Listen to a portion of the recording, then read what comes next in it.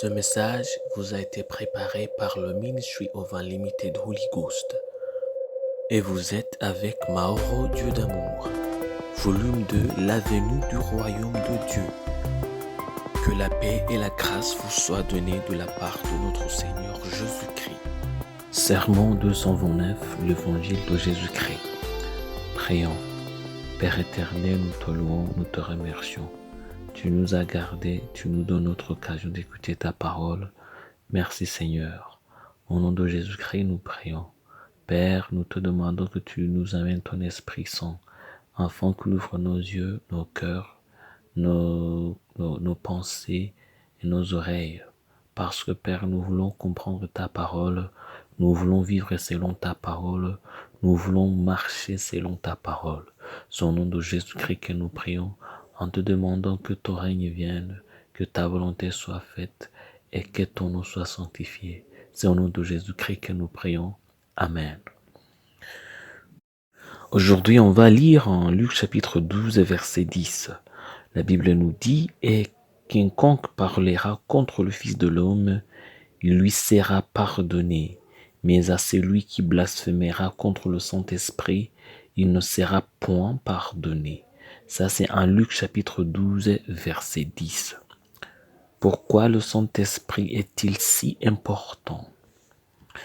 Pour comprendre la gravité de ce péché, nous devons tout d'abord comprendre au moins l'importance fondamentale de l'Esprit Saint dans l'Église et plus précisément dans la vie chrétienne.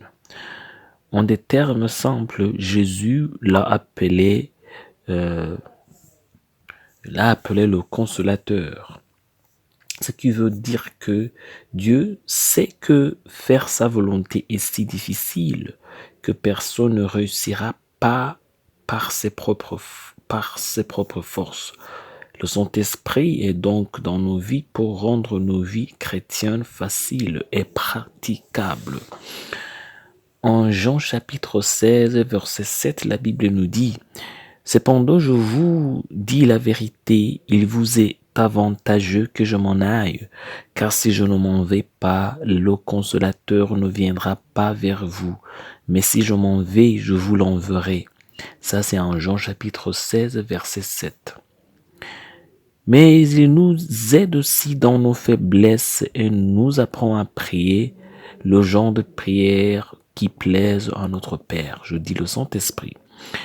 Pour simplifier, cela signifie qu'aucun homme ne sait comment prier correctement ou gémir de la bonne manière.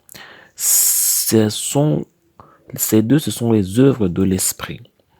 En Romains chapitre 8, verset 26 à 27, la Bible nous dit « De même aussi l'Esprit nous aide dans notre faiblesse, car nous ne savons pas ce qu'il nous convient de demander dans nos prières. Mais l'Esprit lui-même intercède par des soupirs inexprimables, et c'est lui qui sonde les cœurs connaît que la pensée de l'Esprit, parce que c'est selon Dieu qu'il intercède en faveur des saints. » Ça, c'est un Romains chapitre 8, versets 26 à 27. En Jean chapitre 16, versets 8 à 11, la Bible nous dit aussi « Et quand il en sera venu, le Saint-Esprit, il convaincra le monde en ce qui concerne le péché, la justice et le jugement. En ce qui concerne le péché, parce qu'il ne croit pas en moi. La justice, parce que je vais au Père et que vous ne me verrez plus. Le jugement, parce que le prince de ce monde est jugé. » Ça, c'est en Jean chapitre 16, versets 8 à 11.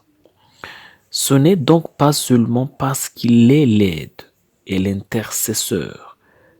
Il est aussi celui qui nous condamne au péché, à la justice et au jugement. Voilà quelques raisons pour lesquelles lorsqu'un homme ferme ses oreilles pour ne pas entendre l'Esprit et qu'il y a scellé le sceau pour se glorifier contre le Saint-Esprit, cet homme ne peut en aucune façon plaire à Dieu. Il ne peut prier en aucune façon. Il ne peut certainement pas se repentir, ni même apprendre la droiture, ni plus tard être sauvé du péché. pour mettre simplement cette matière au repos. Il est pratiquement impossible d'être un chrétien sans une relation constante avec le Saint-Esprit. Je veux dire que c'est déjà assez difficile avec le Saint-Esprit dans nos vies. Combien plus pensez-vous que cela devienne quand vous ne croyez pas en lui? Prions. Père, nous te remercions. Nous te louons parce que tu viens de nous apprendre ta parole. Nous te demandons, Père Céleste, de nous remplir de ton Esprit Saint, afin que nous puissions toujours marcher selon tes commandements, afin que nous puissions toujours faire ta volonté. C'est au nom de Jésus-Christ que nous prions. Amen. La promesse d'aujourd'hui, ou l'avertissement d'aujourd'hui, on va la trouver en 1 Pierre, chapitre 4, verset 18. La Bible nous dit: « Et si le juste se sauve avec peine, que deviendront l'impie et le pécheur ?» Ça, c'est en 1 Pierre, chapitre 4, verset 18. Que Dieu vous bénisse d'être avec nous. Que Dieu vous bénisse d'écouter sa parole. Je prie pour vous que Dieu vous donne la force de toujours appliquer sa parole. Je prie pour vous que Dieu aussi, il vous remplisse de son Esprit Saint, qu'il vous remplisse de son amour et de l'humilité. C'est au nom de Jésus-Christ que je prie pour vous. Que Dieu vous bénisse. Amen. Soyez un partenaire de Dieu. Suivez et recommandez notre page Facebook et notre chaîne YouTube. Partagez la dévotion avec vos proches. Lisez et écoutez tous les jours et vous verrez vraiment Dieu dans votre vie. Que Dieu vous bénisse. Vous pouvez trouver les links dans la description du vidéo en dessous. Cet message vous a été préparé par le Ministry of Unlimited Holy Ghost et vous a été présenté par Mahoro Dieu d'amour.